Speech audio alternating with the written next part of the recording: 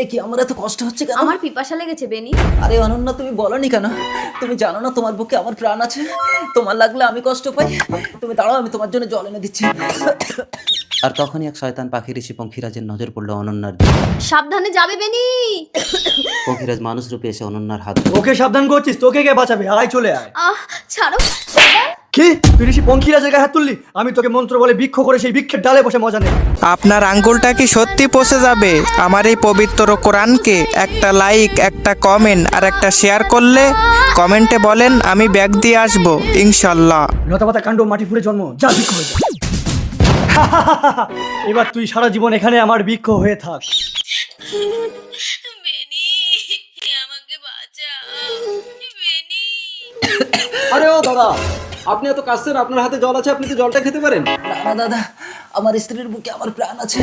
আমার স্ত্রীর পিপাসা লেগেছে। আমার স্ত্রী যদি এই জলটা খায় তবেই আমার পিপাসা মিটবে। আশ্চর্য। অনন্যা, ও দাদা, অনন্যা, কোথায় গেল আমার অনন্যা? ও দাদা, আপনার বউকে একটা লোক মন্ত্র দিয়ে গাছ করে দিয়েছে। কি বলছো ভাই? কোন লোকটা? আমি চিনি না। ভাই, অনন্যা, অনন্যা, অনন্যা, অনন্যা।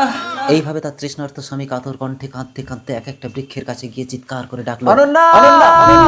কিন্তু কোনো বৃক্ষই সাড়া দিল না। দাদা, আমার অনন্যাকে দেখেছেন? না দাদা। বুক ভরা পিপাসা, এদিকে জলের বোতল হাতে, কিন্তু খাওয়ার উপায় নেই।